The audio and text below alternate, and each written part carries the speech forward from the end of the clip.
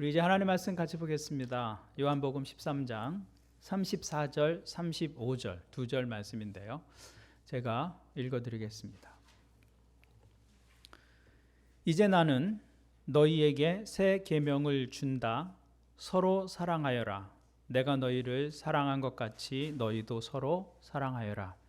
너희가 서로 사랑하면 모든 사람이 그것으로써 너희가 내 제자인 줄을 알게 될 것이다. 아멘. 많은 사람들이 우리 시대를 보면서 교회의 위기다, 그런 이야기를 이구동성으로 합니다. 교회도 그렇게 이야기하고 또 세상도 그렇게 이야기하죠. 그것을 입증이라도 하듯이 요즘 우리 주변의 무속이, 또 주술이, 그리고 사이비 신앙이 노골적으로 자기를 드러내고 있고 또 세력을 확장하고 있습니다. 그런데 교회가 위기를 맞이하게 된 것은 그런 외부 세력들 때문이 아닙니다. 역사를 보면 교회는 그런 외부 세력에 의해서 무너지거나 쇠하여진 적이 별로 없습니다. 오히려 교회를 무너뜨리는 가장 큰 위험은 교회 내부에 있습니다. 교회 안에 그리스도인다운 신자들도 있지만 그렇지 않은 사람들이 많아질 때 그게 교회의 심각한 위기죠. 이 땅에 교회다운 교회도 있지만 그렇지 않은 교회들이 많아질 때 교회는 그 생명력을 잃게 되는 것입니다. 위험은 바깥에 있는 것이 아니라 우리 안에 있는 것이죠. 그렇다면 교회의 위기라고 하는 이 상황을 되돌릴 수 있는 것도 교회 바깥의 문제가 아니라 교회 안에서 찾아야 하는 것이죠. 바로 그리스도인 자신이 그 문제의 해결자이고 교회 자체라는 것입니다. 외부의 세력과 싸울 것이 아니라 그리스도인이 그리스도인다움을 회복하고 교회가 교회다움을 회복하는 것, 그것이 유일한 해법이다라는 것이죠. 그러면 그리스도인과 교회들이 회복해야 할 것이 무엇인가라는 것입니다. 주님은 오늘 본문에서 우리에게 이렇게 말씀하고 있습니다. 이제 나는 너희에게 새 계명을 준다. 서로 사랑하여라. 내가 너희를 사랑한 것 같이 너희도 서로 사랑하여라. 너희가 서로 사랑하면 모든 사람이 그것으로써 너희가 내 제자인 줄을 알게 될 것이다. 주님은 분명한 방법을 우리에게 말씀해 주셨어요. 주님은 이 말씀에서 교회의 표지, 그리스도인의 표지, 어떤 사람이 그리스도인이고 무엇이 교회인가, 그 표지를 분명하게 말씀해 주셨습니다. 그것은 사랑하는 삶이다라는 것이죠. 사랑하는 삶이다. 그래서 주님은 사랑하라 라고 말씀하시면서 그것을 모든 그리스도인들이 지켜야 할 새 계명이다 라고 부르셨습니다. 너희는 서로 사랑하여라. 이것이 너희가 지켜야 할 새 계명이다. 이 새 계명이라는 말이 이전에는 없었던 계명이라는 말일까요? 구약 성경에는 서로 사랑하라는 계명이 없어서 이 계명을 우리에게 새롭게 주신 것일까요? 그렇지는 않습니다. 구약 성경에도 서로 사랑하라는 말씀이 곳곳에 있습니다. 여전히 구약 성경의 주제도 사랑입니다. 레위기 19장은 이렇게 말씀하죠. 너는 너의 이웃을 내 몸처럼 사랑하여라. 나는 주다. 너희는 내가 세운 규례를 지켜라. 구약 성경이 시작될 때, 율법이 이스라엘 백성들에게 처음 주어질 때 레위기의 말씀은 내 이웃을 내 몸같이 사랑하는 것이 하나님께서 세우신 규례다, 계명이다라고 말씀하고 있어요. 그러니까 주님께서 주신 사랑의 계명이 없던 계명이 아니라 이미 모세를 통해서 우리에게 주어진 율법 가운데 존재했던 계명이다라는 것이죠. 새 계명이 아니라 이전부터 모든 사람들이 이미 다 알고 있었던 계명입니다. 그러니까 너희는 서로 사랑하라는 말씀은 새 계명일 수가 없는 것이죠. 그리고 이 사랑하라는 것이 기독교만의 유일한 가르침도 아닙니다. 모든 종교가 사랑을 말하고 있죠. 인간에게는 거의 모든 곳에 존재하는 윤리적 공통점이 있습니다. 그래서 세계 어느 곳이나 그 문화, 그 윤리, 그 종교들 속에서 공통적으로 이야기되어지는 보편적 윤리 개념이 있는데 그 가운데 하나가 사랑입니다. 사랑. 그것은 기독교만의 독점적인 것이 아니죠. 그래서 서로 사랑하라 이 말은 우리 기독교만의 가르침이 아니다. 다른 모든 종교에서도 강조하고 또 강조하고 가르치는 내용이죠. 이 종교에서만 있는 것이 아니에요. 사람이 살아가는 모든 곳에 사랑이 말하여지고 있어요. 여러분 가정에서, 학교에서, 어떤 모임에서도 흔하게 들을 수 있는 말입니다. 그런 의미에서 서로 사랑하라 라는 말씀은 새 계명이라고 할 수 없죠. 옛 계명입니다. 율법 속에 이미 담겨져 있는 옛 계명인 것이죠. 이미 어디에서나 들을 수 있는 그런 말입니다. 그런데 주님은 왜 그 계명을 말씀하시면서 새 계명을 준다고 말씀하셨을까요? 왜 주님은 그 옛 계명을 새 계명이라고 부르셨느냐라는 것입니다. 그것은 그리스도 안에서 서로 사랑하라는 이 사랑의 명령이 완전히 질적으로 다른 것이 되었기 때문입니다. 그리스도 안에서는 서로 사랑하라는 계명을 옛 계명의 수준에서 지키는 것이 아니라 전혀 새로운 차원의 계명으로 지키게 되었다는 말입니다. 그 계명의 동기, 그 계명의 범위, 그 계명의 책임이 완전히 달라진 것입니다. 여기 새 계명이라고 할 때 새롭다는 의미는 헬라어로는 카이노스라는 단어인데요. 이 단어는 전에 없었다가 새로 생겨난 것, 그것을 말하는 것이 아니라 전에 있었던 것이 성질상 혹은 질적으로 새로운 것이 되었다라고 할 때 사용하는 단어예요. 그런 의미에서 새 계명을 이야기하고 있는 것이죠. 없던 것이 생겨난 것이 아니라 있던 것이지만 질적으로 또 성질상 새로운 것이 되었다. 그러면 서로 사랑하라는 계명을 유대인들이 이미 가지고 있었는데 그 유대인들의 입장에서는 그 계명, 옛 계명을 어떻게 지켰는가? 그들은 이 계명을 매우 좁은 울타리 안에서 지켜왔습니다. 유대인들은 다른 민족에 대해서 차별의식이 아주 강했습니다. 하나님께서 우리를 선택해 주셨다. 제사장 민족으로 선택해 주셨다. 그런 선민의식을 세상 모든 민족을 향한 책임으로 받아들이지 않고 하나님께서 이스라엘 백성을 선택하신 이유가 그들을 통해서 세상을 복주시기 위한 것인데 그들을 통로로 사용하기 위한 것이었는데 이스라엘 백성들은 그 선택을 오해한 것이죠. 그래서 하나님이 선택해 주신 은혜를 자기들만의 특권으로 여겼습니다. 그리고 택함받지 못한 이방인들을 접촉할 수 없는 더러운 존재, 그렇게 여기게 되었습니다. 그래서 이방인들은 유대인들에게는 접촉해서는 안 되는 불가촉 천민에 해당이 되었습니다. 사랑의 대상이 아닌 것이죠. 접촉하지 말아야 할 존재인 것이죠.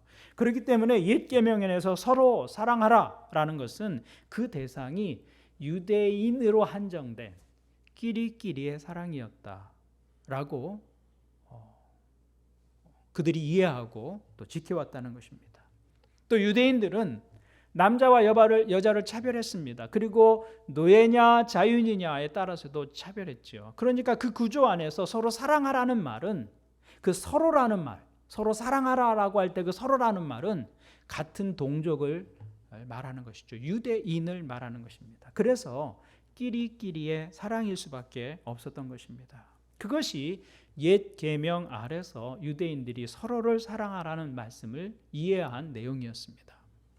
그러니까 그 옛 계명 아래서는 다른 민족을 사랑할 수 없는 것이죠. 그 옛 계명 안에서는 사랑하라는 계명이지만 죄인을 사랑할 수는 없는 것입니다. 나와 신분이 다른 사람, 나와 조건이 다른 사람을 사랑할 수 없었습니다. 그래서 예수님께서 내 이웃을 내 몸과 같이 사랑하라는 말씀을 사람들에게 가르쳐 주셨을 때 유대인들은 이렇게 물을 수밖에 없었죠. 누가 내 이웃입니까?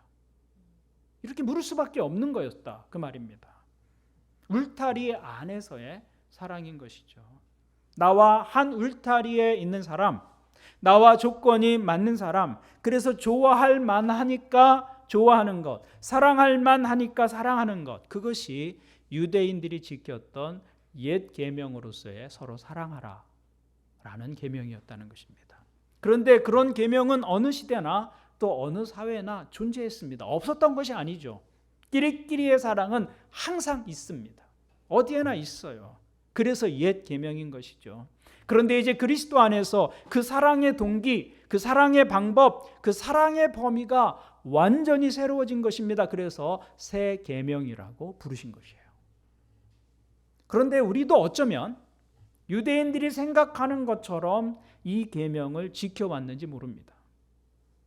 경계를 넘어서는 사랑이 아니라 경계를 강화하고 그 안에 머무는 사랑인 것이죠.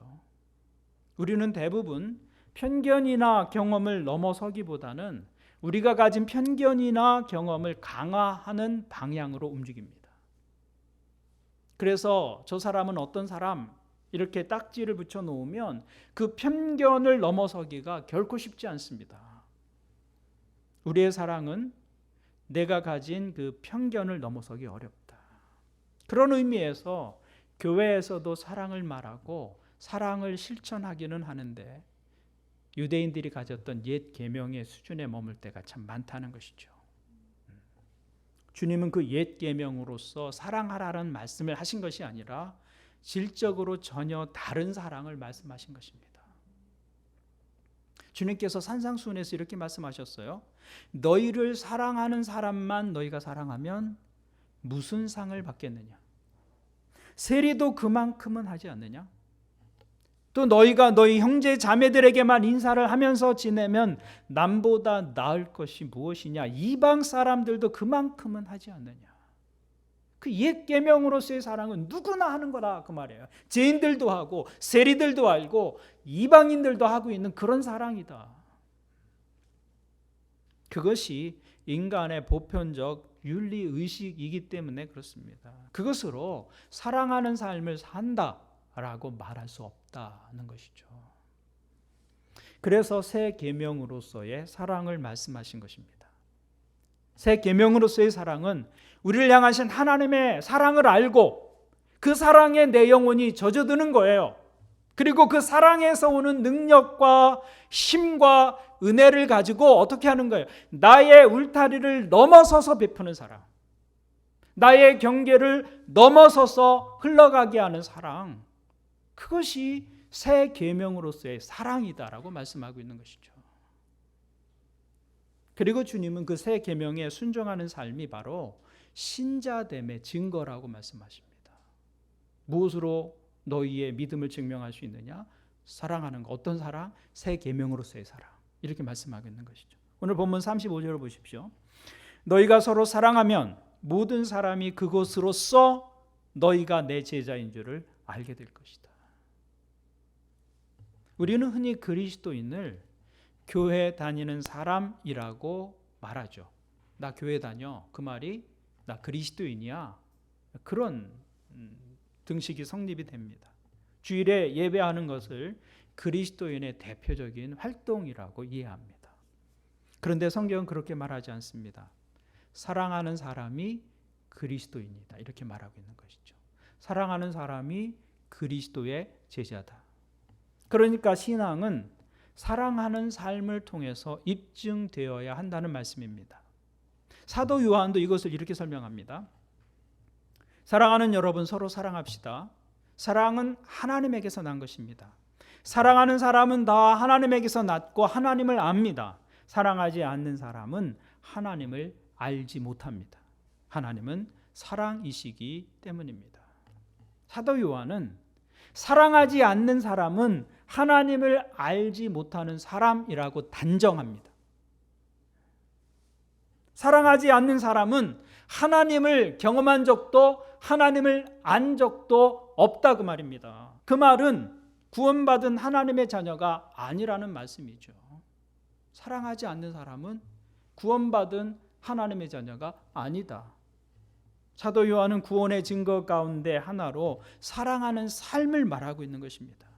그가 하나님의 자녀라면 그의 영혼에 흐르는 DNA도 사랑이어야 한다. 왜? 하나님은 사랑이시기 때문에. 우리가 하나님을 아버지라고 부른다면 그 하나님의 DNA를 우리가 영혼 속에 가지고 있어야 하는데 그 DNA는 뭐냐? 사랑이다라고 말씀하고 있는 것이죠. 그래서 사랑은 하나님의 본성이고 그분의 자녀들의 본성이다라는 것입니다. 그러므로 사랑은 그가 참된 그리스도인이냐 아니냐를 결정하는 시금석입니다. 사랑하는 삶이 없는데 내가 하나님을 안다, 내가 하나님께 속했다라는 것을 증명할 다른 방법이 없습니다. 증명되지 않아요. 우리가 사랑하는 삶을 살 때보다 더 하나님의 자녀 같아 보일 수는 없다는 거예요. 다른 것으로 보일 수 없는 거예요. 그래서 우리가 사랑할 때 세상이 우리가 그분에게 속한 사람들이다 라는 것을 알게 된다라는 것이죠. 그래서 참된 믿음은 반드시 사랑으로 표현되어야 하는 것입니다. 그것이 믿음의 방향성입니다. 이 사랑이 중요한 이유는 우리 시대가 미움의 문화가 강력한 시대이기 때문에 그렇습니다.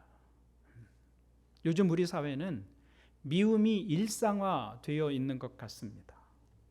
혐오, 미움, 배제, 차별 이게 일상화되어 있어요. 정치적 영역에서도 서로 양보할 수 없는 미움이 있습니다. 3월 9일에 선거가 있지만 요즘 우리 상황을 보면 선거가 끝난 후에 우리가 어떻게 함께 살 수 있겠는가 가늠이 안 될 정도로 미움이 일상화되어 있다 그 말입니다. 정치적 영역만 그런가요? 사업의 영역에서도 또 우리의 삶의 모든 영역에서 경쟁을 부추기고 상대에 대한 미움 그것을 에너지로 행동하는 그런 모습이 아주 일반적이다 그 말입니다. 교회에서조차 미움, 차별, 혐오, 배제를 말합니다. 그래서 우리는 이 미움을 사소하게 여기는 경향이 있어요. 미움을. 그런데 하나님은 미움을 사소하게 보시지 않습니다. 산상수훈에서 주님은 형제에게 노하거나 미련한 놈이라고 욕하는 자는 살인한 자다 이렇게 말씀하십니다. 미움을 하나님은 사소하게 보시지 않습니다. 사도 요한도 그 형제를 미워하는 자마다 이미 살인한 자다 이렇게 말씀하고 있어요. 성경은 미움의 문제를 결코 사소하게 보지 않는다. 미움은 심각한 문제입니다. 왜냐하면 그 미움은 우리가 어디에 속해 있는지 자기 존재를 증명하는 것이기 때문입니다. 미움도 사랑도 다 자기 존재를 증명하는 아주 중요한 요소가 됩니다. 요한일서 2장은 우리에게 이렇게 말씀합니다. 빛 가운데 있다고 말하면서 자기 형제 자매를 미워하는 사람은 아직도 어둠 속에 있습니다. 자기 형제 자매를 사랑하는 사람은 빛 가운데 머물러 있으니 그 사람 앞에는 올무가 없습니다. 그러니까 미움과 사랑은 그 사람이 어디에 속해 있는지를 보여주는 증거라는 거예요.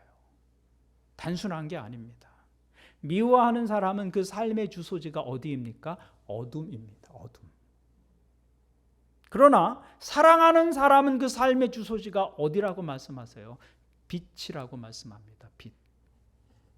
그런데 사람들은 이 어둠에 대해서 심각하게 생각하지 않습니다. 자기 집을 선택할 때는 조금이라도 햇볕을 더 받는 쪽을 선호하고 그것에 민감하게 반응하잖아요. 그래서 집의 방향을 따지고 일조권을 계산하고 그렇게 우리 집을 선택합니다. 우리 중에 어떤 사람도 내가 사는 집이 그늘진 곳에 어둠 속에 있어도 괜찮다고 말하는 사람은 없습니다. 그런데 자기 마음에 관해서는 무관심합니다. 자기 마음이 어둠 속에 놓여져 있는데도 민감하지 않아요. 그냥 그 미움 속에 자기 마음을 방치합니다. 그래서 자기 인생이 어둠 속에 머물도록 내버려 두는 것이죠. 여러분, 집이 중요합니까? 인생이 중요합니까? 인생이 훨씬 중요합니다. 그런데도 인생의 자리를 옮기려고 하지 않습니다. 미워함으로 여전히 어둠에 자기 인생이 남아 있도록 하는 것이죠. 그것은 참으로 어리석은 삶이 될 수밖에 없는 것이죠. 믿음이라는 것이 무엇입니까? 그 삶에서 돌이키는 것을 의미하잖아요. 믿음은 돌이키는 거잖아요. 어둠의 나라에서 빛의 나라로 삶의 자리를 옮기는 것이 믿음입니다. 그런데 누가 빛 가운데 머무는 사람이냐? 성경은 이렇게 말합니다. 사랑하는 사람은 빛 가운데 머물고 있습니다. 그러니까 믿음은 사랑을 떠나서 존재할 수 없는 것이죠. 그래서 성경은 사랑하는 삶이 없는 신앙 고백을 인정하지 않아요.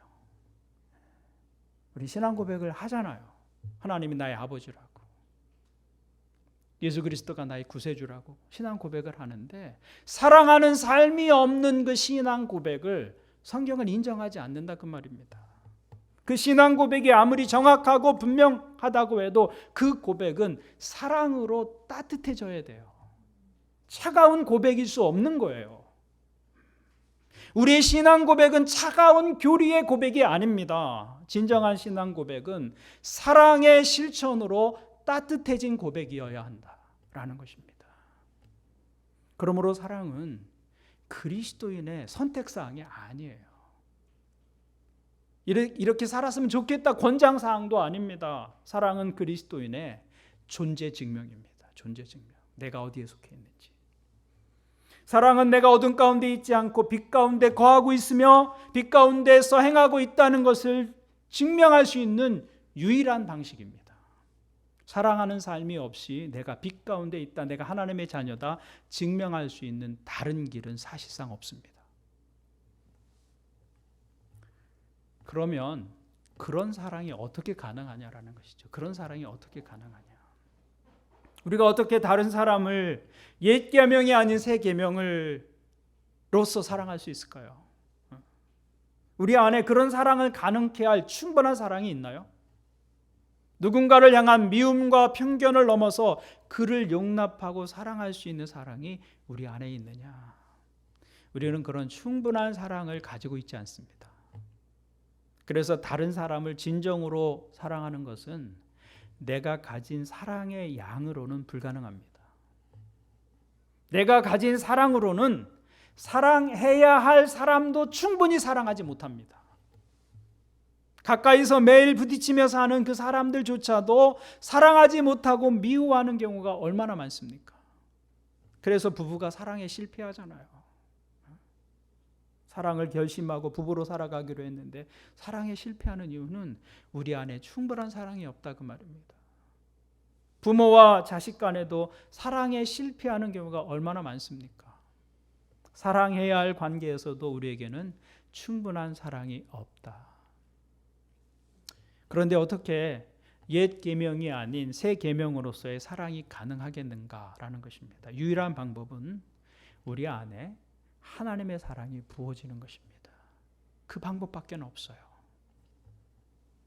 내가 가진 것으로는 불가능합니다. 그래서 주님께서 이렇게 말씀하셨어요. 서로 사랑하여라. 내가 너희를 사랑한 것 같이 서로 사랑하여라. 새 계명으로서 서로 사랑하는 것은 우리 안에 있는 사랑으로는 불가능하다는 거예요. 내가 너희를 사랑한 것 같이 그 사랑을 알고 그 사랑을 경험하고 그 사랑에 내 삶이 뿌리를 내려야 서로 사랑하라. 새 계명으로서의 그 사랑이 가능하다 그 말입니다. 그래서 사도 바울은 에베소서 3장에서 이렇게 기도합니다. 여러분이 사랑 속에 뿌리를 받고 터를 잡아서 모든 성도와 함께 여러분이 그리스도의 사랑의 너비와 길이와 높이와 깊이가 어떠한지를 깨달을 수 있게 되고 지식을 초월하는 그리스도의 사랑을 알게 되기를 빕니다. 이 방법밖에 없다는 거예요. 우리가 그리스도인으로 살아가기 위해서는. 다른 사람을 진정으로 사랑할 수 있는 능력은 우리 안에 없습니다. 그런 사랑을 위해선 우리 바깥의 자원을 필요로 하는데 성경은 그 자원이 바로 예수 그리스도 안에 있는 사랑이다 라고 말씀합니다. 그래서 사도 바울은 우리의 삶이 그 사랑 속에 뿌리를 받고 터를 잡기 위해서 기도하고 있는 것이죠.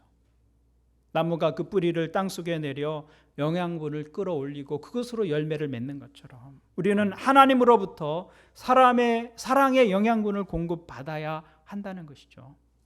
그때 비로소 진정으로 다른 사람을 사랑할 수 있게 되는 것이다. 그래서 사도 바울은 그리스도의 그 사랑의 너비, 그 사랑의 길이, 그 사랑의 깊이, 그 사랑의 높이, 그것을 깨달아 알기를 위해서 기도하고 있는 것입니다.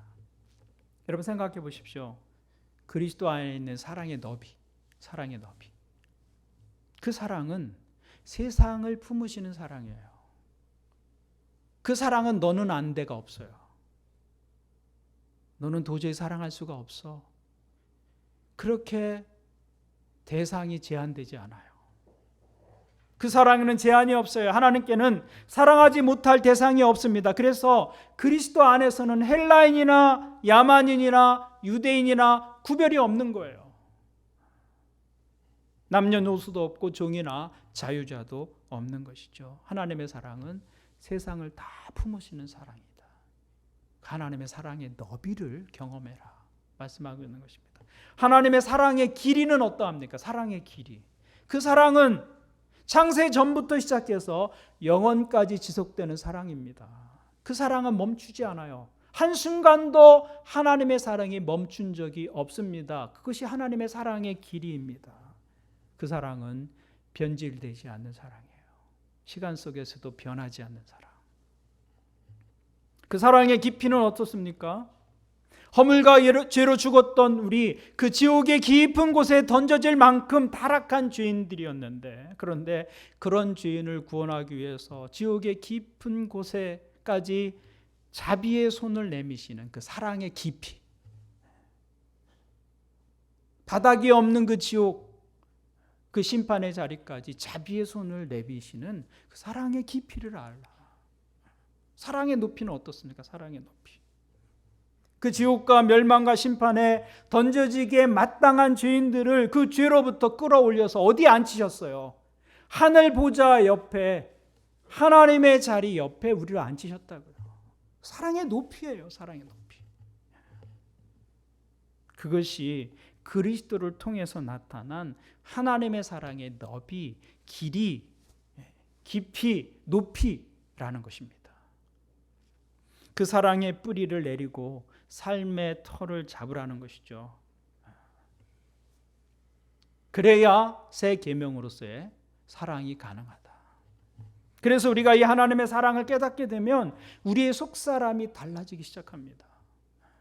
열등감이 사라지고 상처가 사라집니다. 내가 하나님 앞에서 얼마나 존귀한 존재인가를 알게 되죠. 그리고 거기에서 새로운 삶이 시작되는 것입니다. 그리고 바로 거기에서 진정한 새 계명으로서의 사랑이 시작되는 것이죠. 그리스도의 사랑을 깨닫고 그 깊이를 경험한 사람만이 새 계명으로서 서로 사랑하라는 계명을 실천할 수 있게 되는 것입니다. 그래서 우리가 누군가를 사랑하기 위해서 필요한 것은 하나님을 더 깊이 아는 것입니다. 하나님의 사랑을 경험하는 것이죠. 그러기 위해서 우리는 그분을 더 가까이 하고 그분에 대해서 배워야 합니다. 그분의 말씀을 읽고 그분을 예배하고 그분을 묵상하는 삶을 살아야 합니다. 그렇게 함으로 우리의 삶이 어디에 뿌리를 내리는 거예요? 하나님의 사랑에 깊이 뿌리를 내리는 것입니다. 그때 새 계명으로서 서로 사랑하라는 말씀의 실천이 가능해지는 것이죠. 그러니까 새 계명으로서의 사랑하는 삶은 하나님과의 친밀한 교제, 하나님과의 친밀한 관계 없이는 불가능한 것입니다. 하나님께 더 가까이 나아가는 것이 형제를 진정으로 사랑하는 길이 되는 것이죠. 또한 형제를 진정으로 사랑하는 것이 또 하나님께 더 가까이 나아가는 길이 되는 것입니다. 이것은 서로 분리될 수 없는 것입니다. 믿음과 사랑은 동전의 양면과 같이 분리되지 않아요.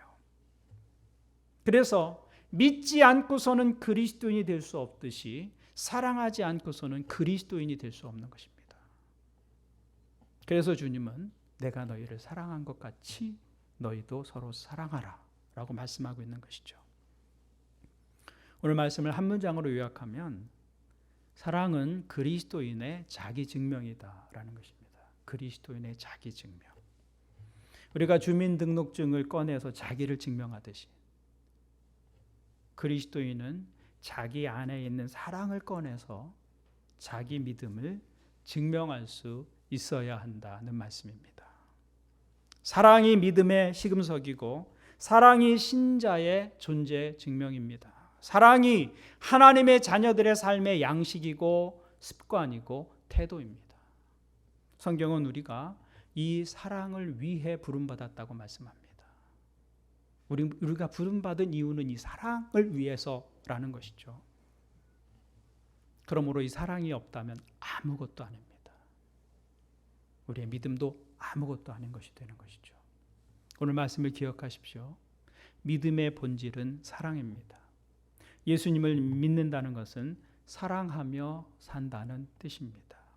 오늘 예배하는 여러분 모두 이 사랑에 실패하지 않는 분들이 되기를 바라고 이 땅의 교회들이 이 사랑에 실패하지 않는 교회가 되기를 주님의 이름으로 간절히 축원합니다. 아멘. 우리 말씀을 가지고 잠깐 기도하겠습니다.